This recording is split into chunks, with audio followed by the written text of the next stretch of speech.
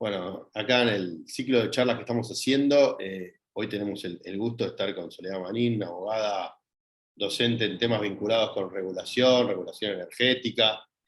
Así que, qué mejor que hablar con ella, que además fue interventora del ENRE en los últimos 2 años, y estuvo hasta hace poco, de los entes reguladores, qué son, qué debieran ser, qué pueden ser, qué falta, qué sobra, etcétera. Y bueno, la charla nos va a ir llevando. Bueno, gracias Sole por prestarte este espacio y bueno, arranquemos con eso, con entes reguladores.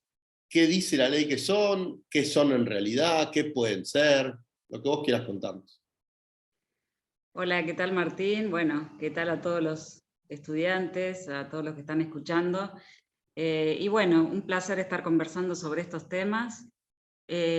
Bueno, si nosotros nos ponemos a pensar cómo surge en nuestro país el tema de los entes reguladores, tenemos que ir un poquitito hacia los 90, donde se entró en un esquema de privatización de los servicios públicos que hasta ese entonces eran nacionales, es decir, manejados por el Estado. Y en ese momento se decidió entregar en concesión a empresas privadas la explotación de los servicios públicos. En ese esquema se pensó, bueno, si el Estado deja de brindar por sí los servicios públicos, tendríamos que colocar una estructura estatal que se encargue de controlar estos servicios.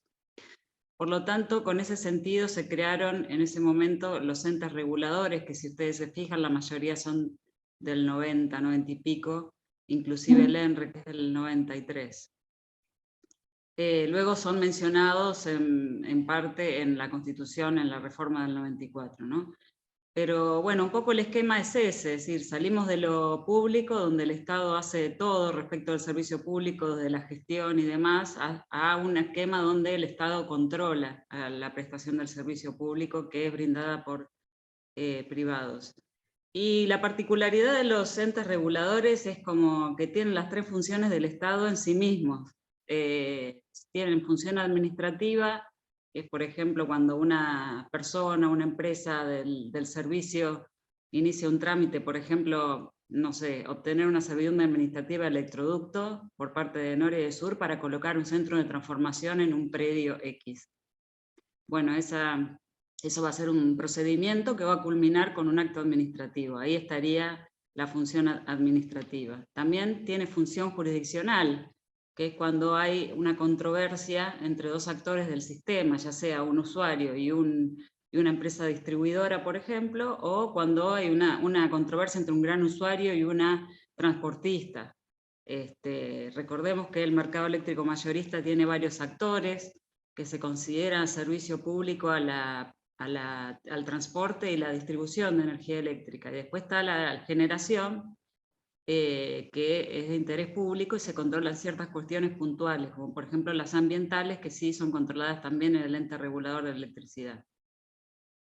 Entonces, la función jurisdiccional también es abordada por el ENRE.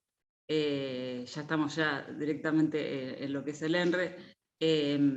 Tenemos que tener en cuenta que cuando son una controversia entre dos actores del sistema que no sean usuarios de distribución, la intervención del ENRE es obligatoria previa a la intervención en la justicia. Hay un recurso directo ante la Cámara de Apelación Federal, lo contencioso administrativo, pero tiene una instancia previa en el caso de los actores del sistema en el ENRE. En cambio, en la cuestión de usuarios es optativo para el usuario.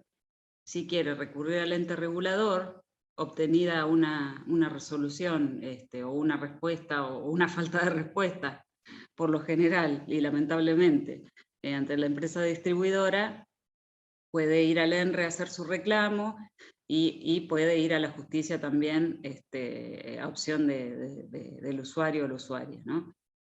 Entonces, la función, ya les conté la función administrativa, la función jurisdiccional y la función regulatoria, propiamente dicha, que es lo que le da el nombre a los entes reguladores cuando decimos ente regulador, y ahí está puesto el foco, regulador. Lo cierto es que, bueno, no es tan conocida la función regulatoria por el común de la gente, porque un poco lo que tiende la función regulatoria es ir adaptando las necesidades del sistema a lo que necesitan los usuarios, los distribuidores, los transportistas. Y a partir de eso, si bien hay un marco general, que es la ley de energía eléctrica, la 24065, y están los contratos de concesión de cada una de las transportistas y distribuidoras, que son lo que nosotros vamos a tener que estudiar cuando queremos saber a qué se comprometió el Estado concedente, o qué obligaciones tiene la empresa y demás. Luego hay una necesidad de adaptar y regular o referirse a las cuestiones más pormenorizadas o más coyunturales de varios temas, ¿no? Entonces ahí entra en escena lo que es la facultad regulatoria, y que a mi entender tiene como un objetivo tendiente a prevenir un poco la conflictividad, es decir, sería el escalón previo a la etapa jurisdiccional, es decir, regulemos para que no se produzca el conflicto. Bien. Vos me hablás de estas tres funciones, las clásicas funciones, y que también las encontramos en los distintos poderes del Estado, y en realidad es lógico que haya una función regulatoria, o también, pongámosle el nombre legislativa si querés, usando la tercer función estatal importante, porque también los contratos de concesión duran 20, 30 años, se renuevan, y es evidente que en el 91, 92, 93 no se pudieron prever un montón de cuestiones pormenorizadas que hoy son necesarias, desde cuestiones ambientales, que por ahí no se tenían tan en cuenta, hasta cuestiones de elementos a utilizar que no existían. Entonces, la función, o sea, es evidente que con marcos de hace, un poco lo que hacemos todos, interpretamos la Constitución del 53/60/94 con la foto de hoy. Y el ENRE de alguna manera tiene que hacer lo mismo, tiene que usar normativa dictada en un momento, y como vos hablabas, un contexto político y económico determinado, para aplicarla hoy, ¿no? Me imagino Sí, que imagínate que, sin ir más lejos, nosotros tuvimos que regular durante mi gestión la cuestión de la pandemia. claro. Imagínense que, bueno, el tema de los reclamos digitales, nosotros estábamos atrás de las páginas y de los 0800 de las empresas todo el tiempo, porque era la única forma de que los usuarios y usuarias tengan la posibilidad de comunicarse, y muchas veces no funcionaban. Entonces nosotros buscábamos la forma regulatoriamente de compelir a las empresas a que coloquen, digamos, tanto vías de reclamo virtuales como que sean accesibles, que sean visibles, porque también a veces estaban escondidas. Claro. Bueno, toda una serie de cuestiones que, por supuesto, los marcos regulatorios de aquel entonces ni se imaginaban que iba a existir todo esto. Obvio. Y el ente, o sea, la idea de los 90, que de alguna manera más o menos es la actual, porque si bien se estatizó el servicio de agua, también tiene su ente regulador, o sea que de alguna manera, por más de que el gestor sea público, tiene una idea muy parecida a la original de los 90, era que como la empresa idónea iba a prestar el servicio y el Estado se retiraba de la gestión para regular, el ente iba a tener que tener cierta capacidad técnica y cierta fuerza de poder, digamos, para poder analizar lo que estaba haciendo el gestionador del servicio, el concesionario, y al mismo tiempo, en caso de no encontrar adecuada la prestación, sancionar en consecuencia. Esas herramientas se fueron dando a tu criterio en el transcurso de los entes. Si querés hablamos más del ENRE, pero digamos, ¿pudo el ENRE cumplir adecuadamente la función de estar a la altura de analizar el contrato y a la altura de sancionar? Mira, la Más allá de tu gestión, digo, no sí. estoy haciendo una auditoría de tu gestión, sino que me cuentes un poco lo que ves desde los 90 para acá. Sí, seguro. Mira, la cuestión sancionatoria es una herramienta más, digamos, y un poco lo que uno, pensándolo en abstracto, nos tendería a disuadir a la empresa de incurrir en conductas disvaliosas para los usuarios. Claro. Lo cierto es que no se ha logrado, a mi entender, mantener en la mayoría de los casos, ¿no? En algunos casos por acumulación sí, pero lograr que los montos de las sanciones tengan este efecto disuasorio en las empresas. Por lo tanto, muchas veces, por ejemplo, en la cuestión ambiental, que es una cuestión tan importante, ¿no? La sanción se aplica en pesos, y digamos, es muy difícil mantener esta sanción como para que disuadir fuertemente a las empresas, y terminamos poniendo la maquinaria del Estado en funcionamiento para aplicar multas bastante bajas, que en definitiva no terminan cumpliendo su efecto.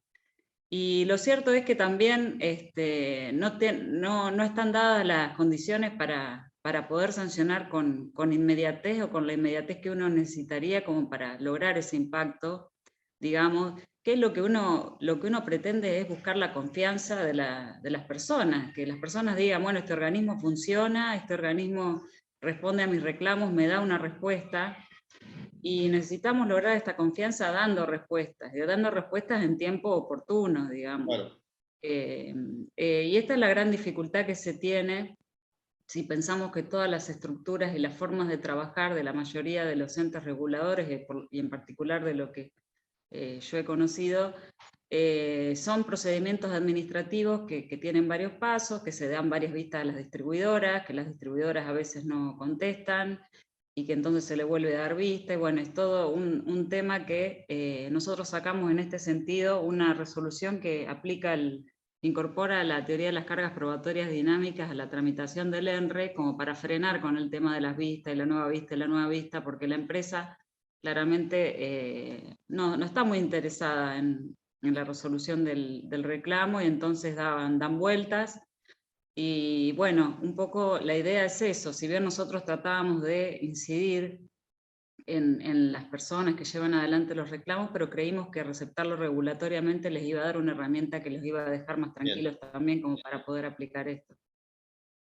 En algún punto pareciera que, como a las grandes empresas ajenas al sector, digamos, Coca-Cola, por decir algo, por ahí el impacto de una sanción ambiental o el impacto de una multa en un litigio entre partes termina siendo un valor marginal en su volumen de negocios, y por ahí termina diciendo, bueno, ¿cuál es el problema de pagar, volviendo a Coca-Cola, el despido de un operario cuando yo vendo miles de litros por día? Miles, me quedé corto.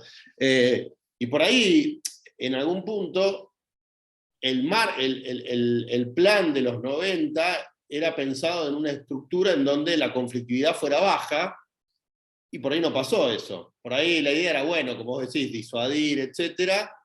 Y por ahí, o sea, ¿qué falta para que a las empresas le duela más incumplir? Aumentar las multas, que las multas sean ejecutorias antes. ¿Qué pensás vos? A ver, mi análisis un poco es que en ese momento, si nosotros recordamos el discurso que se impuso de alguna manera para justificar las privatizaciones, era que las empresas del Estado eran ineficientes, que hacían mal las cosas, que trabajaban mal, y que con el cambio hacia el esquema privado iba a mejorar la eficiencia, y que las empresas nos iban a solucionar todos los problemas y demás.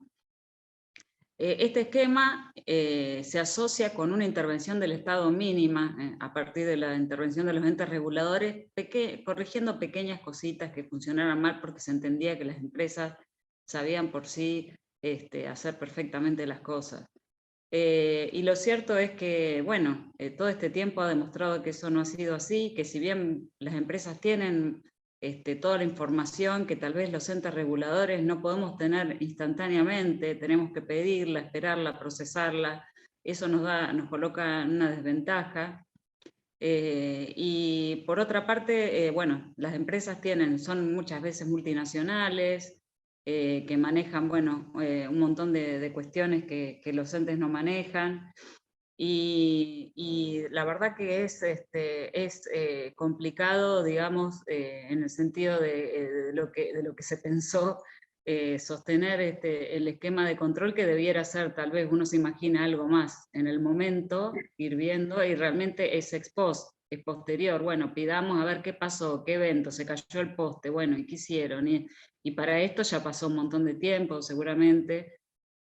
de alguna manera se resolvió la contingencia, claro, pero el tema sancionatorio lleva mucho tiempo, y yo creo que habría que cambiar este esquema de esto de decir, bueno, nosotros suponemos que la empresa funciona bien, que el Estado, la intervención a través de los entes es mínima, y tener un esquema mucho más amplio y más, más abarcativo de los derechos de las personas usuarias, y que tenga mucho más que ver con recibir los reclamos, tener una estructura apta para recibir reclamos, porque también en ese momento lo que se creó como área de atención a usuarios se consideraba que iban a ser esporádicos, digamos, los reclamos de los usuarios, con decirte que es un departamento dentro de un área, ni siquiera es un área de por sí en el ente, por ejemplo, tiene poco personal en el ENRE en particular.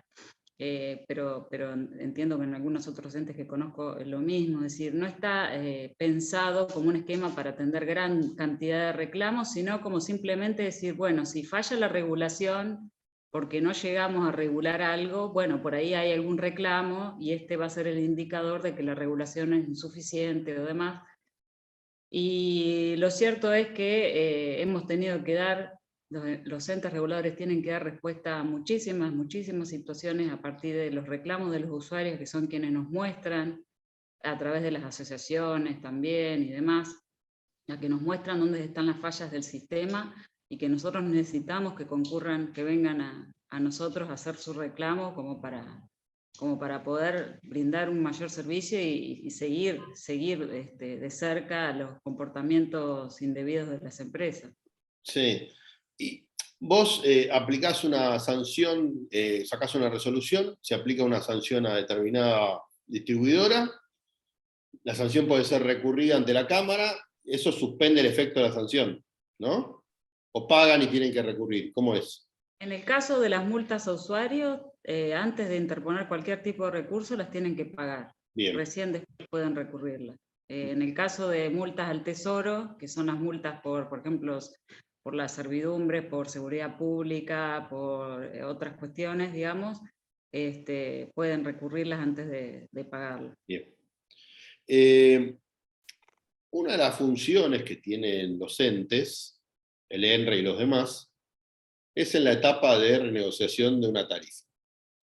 Entonces viene el concesionario y dice, tengo que aumentar de 10 a 20 por esta y esta razón, digamos, aumento de costos, lo que sea. Y algunos textos hablan de que el ente ahí corre con una desventaja, que vos en alguna respuesta ya la mencionaste, que es como hay una asimetría de información importante, como para discutir mano a mano realmente. O sea, yo te digo, Sole, tengo que aumentar mis costos 100 pesos porque me está pasando todo esto. Y vos, en algún punto, no contás con todos esos elementos en igualdad de condiciones, como para decir, tiene razón la distribuidora, hay que aumentarle 100 pesos. ¿Esto lo padeciste, digamos, lo viste, no lo considerás tan así? Contanos un poco de eso. Sí, absolutamente, es así. Porque bueno, cuando uno analiza qué tarifa requiere, qué ingreso de fondo requiere la empresa para poder operar, mantener y brindar un servicio en condiciones de calidad, uno dice, bueno, a ver, ¿y qué inversiones necesitas? Y no, porque bueno, acá el poste, los cables, que esto y que el otro, y no, porque acá tenemos que reparar esto, aquello y lo otro. Y la verdad que, y los números, no, porque los números, la caja no me da esto, lo otro, bueno. Y hay un análisis donde intervienen todas las áreas del ENRE, la auditoría económica y financiera, la parte de distribución, de transporte, bueno, un análisis de todo esto, pero siempre se corre con desventaja, esa es la realidad.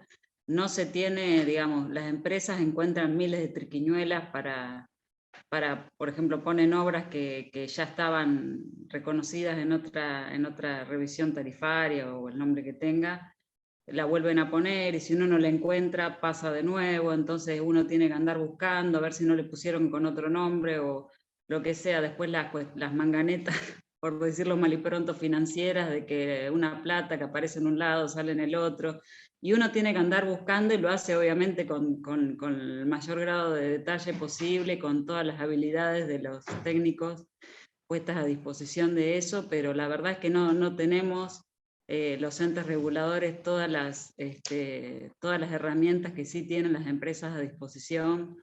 Y bueno, como vos decís, sí, es complejo ese tema. Porque ahí también hay otra cuestión, que muchas de las grandes empresas, como vos dijiste antes, no se dedican solo a gestionar el contrato de distribución eléctrica. Entonces, en algún punto hay una cantidad de costos que los tienen distribuidos en más de un negocio, ¿no? Entonces, también eso puede llegar a ocurrir, que yo te digo a vos, no, por decir una pavada, llevar y traer a Agustina me sale 100 pesos al jardín, y llevar a traer a Ignacio me sale 100, total 200. No, la nafta sería la misma. O sea, este ejemplo casero, digamos, puede ocurrir, y en algún punto también, al haber tantas necesidades en los países como los nuestros, obviamente Argentina y otros, pero hablemos de Argentina, tampoco sería posible, quizás política y económicamente, agarrar y decir, no, necesitamos duplicar la cantidad de profesionales que tienen los entes, porque ahí está una de las cuestiones en donde claramente el sistema está fallando. Ahora, la verdad que la otra situación es, de seguir así, probablemente sea muy complejo controlar adecuadamente desde el Estado un servicio privatizado, ¿no? ¿O ves alguna solución intermedia razonable? Sí, coincido. Tenemos otro tema que te agrego y tiene que ver lo que vos estabas diciendo, que en los entes reguladores, digamos, este tipo de control tiene que ser realizado por profesionales de la economía, por profesionales de sistemas informáticos también, por profesionales ingenieros eléctricos. Son profesiones donde el Estado, lamentablemente, hoy por hoy no es competitiva a nivel salarial, no es competitiva. Absolutamente. Claro. Entonces es muy difícil conseguir los profesionales y el número de profesionales que se necesitan para poder abordar estas tareas y estar más o menos equiparados en condiciones con las empresas. Claro. O sea, vos tenés que discutir con muchas menos herramientas económicas y profesionales contra una gran empresa que además sabe perfectamente cómo, para no usar la palabra manganeta de vuelta, cómo estructurar su presentación, vamos a ponerlo de una forma elegante, cómo estructurar su presentación frente al ENRE como para mostrarse solvente en sus números y en su puesta de información.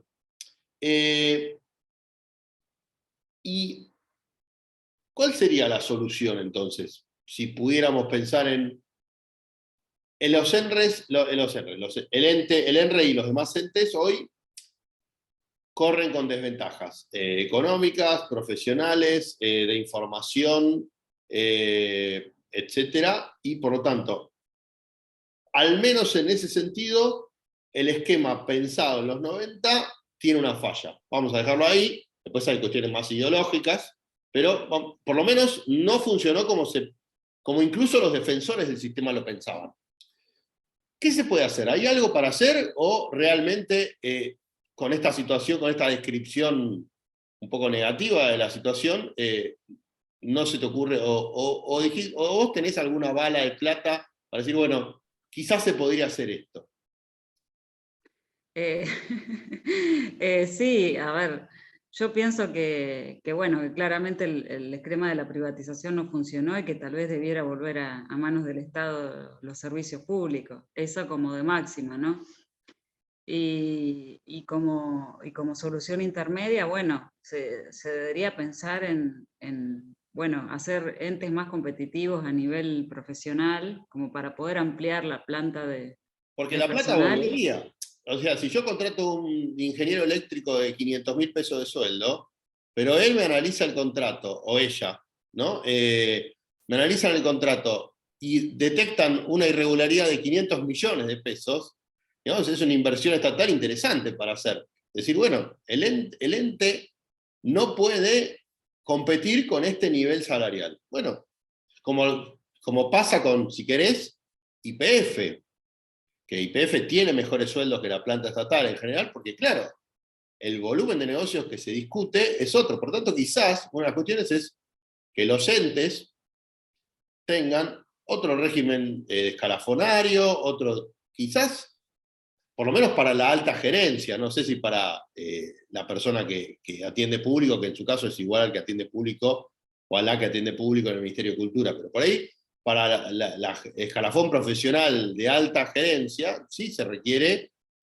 pensar, como vos decís, en una mejora que vuelva atractivo trabajar en un ente, ¿no?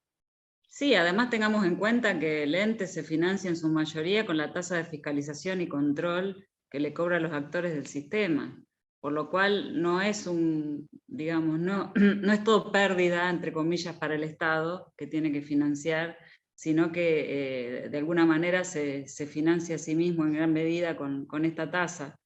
Así que sí, yo creo que sería totalmente viable. De hecho, en un momento, por lo que me cuentan los más antiguos del ente o me contaban, fue más atractivo, digamos, desde el punto de vista profesional y salarial y demás, y luego fue perdiendo, fue desinflándose y fue perdiendo este atractivo y bueno, migraron, se fueron lamentablemente muchísimos profesionales, y más cuando recordamos que la época del gobierno anterior casi disuelven el ENRE pensando que iban a crear un ente bipartito, y mucha gente ahí vio peligrar su fuente de trabajo y por las dudas se fue a otros lugares y bueno, y ahí también hubo una merma bastante importante de profesionales, ¿no? Me había olvidado de eso. ¿Vos cómo lo ves eso? La distribución eléctrica claramente traspasa la jurisdicción de una única provincia, después podemos discutir cuál es el estatus jurídico de la ciudad, pero no viene al caso hoy. Y se pensó en su momento que era una buena idea transferir a un ente bipartito entre Buenos Aires y ciudad y Buenos Aires provincia, digamos, la gestión del control, digamos, generar un ente bipartito que reemplace en ese sentido al ENRE. ¿Cuál es tu opinión? Vos que sos una profesional y docente que se dedica al sector, ¿cómo lo viste en su momento? ¿Qué pensás? Mira, yo entiendo que desde una lógica constitucional, al tratarse de un servicio que está estructurado, digamos, de manera interjurisdiccional, como una unidad de lo que era CEIBA antes, que fue la continuación un poco de eso y que tiene que ver con la infraestructura necesaria como para brindarle servicio a una de las zonas de mayor concentración urbana, digamos. Entiendo que como siguiendo la suerte de cualquier ente jurisdiccional, tiene que haber una intervención del Estado Nacional. No sé si total, si únicamente del Estado Nacional o con intervención también de representación de provincia y ciudad, tal vez tripartito, o bueno, o nacional como es ahora, digamos. Pero el Estado Eh, Nacional tiene que estar, digamos. yo entiendo que sí, que tiene que estar, sí, sí. No, no era el proyecto ese, creo que no tenía una silla. ¿El Estado Nacional o sí? Creo que no. No, no, en ese momento no, era bipartito de ciudad y provincia. Después sí se hizo un convenio en enero de 2021 donde se reafirmó esta idea de la ley de emergencia que es mantener el ente en jurisdicción nacional y ahí se dejó planteada la posibilidad de un ente tripartito, si bien fue esbozada nada más y no se avanzó nada posteriormente, pero bueno, ahí fue planteada esta. Eso lo verías más viable. Sí, sí, sí, sí. Si bien obviamente después lo que es tripartito, bueno, hay que ponerse de acuerdo, ¿no? Pero No, bueno, bueno, bueno, bueno. Es nada, otro tema. se pondrán de acuerdo o no. Claro, sí, sí. No, no estamos hablando de qué suerte correría en el día a día, sino si pudiera representar cabalmente la idea de control respecto del servicio, ¿no? Que es un poco lo que viene a hacer el ente. Y Totalmente. eh, Aparte tengamos en cuenta que la cuestión de transporte hoy por hoy es controlada por el ENRE y es a nivel nacional. se controlan las transportistas de todo el país, porque a veces cuando hablamos del ENRE, bueno, la mayoría de la gente, la que lo conoce, lo tiene presente, dice, es de Nor y de Sur, pero también está el tema de las transportistas, que es de todo el país, Claro, con sí, lo sí, cual sí. también está justificado el tema de la control por parte de la nación. Nos quedan 5 minutitos y el fallo emblemático en materia de limitación o determinación del alcance, para hacer un eufemismo, sobre el ENRE no, sobre los entes, es el fallo Ángel Estrada, ¿no? ¿Qué, ¿Qué opinión te merece ahora que, además de haber estudiado seguramente el tema en más de una materia, etcétera, estuviste ejerciendo el cargo de interventora del ENRE? ¿Qué estuvo bien, estuvo mal? ¿Qué opinas del fallo de Estrada?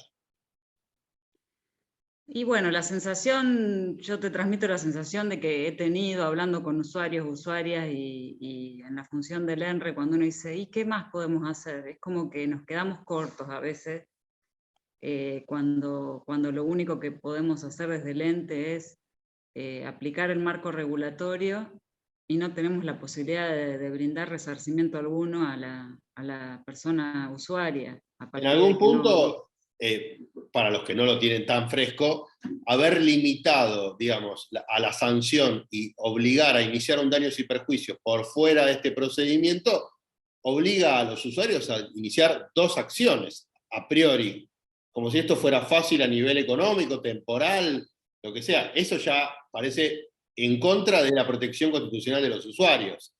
Y adentro del ENRE se vivió seguramente como una derrota en algún punto, o no te cuentan, te contaron algo.